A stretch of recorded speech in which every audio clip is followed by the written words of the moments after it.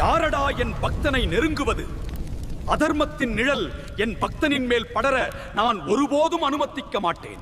பொறாமை எனும் தீயில் வெந்து என் பிள்ளைக்கு தீங்கு செய்ய எண்ணம் கொள்பவன் எவனோ அவன் என் அக்னியில் எரிந்து சாம்பலாகுவான்.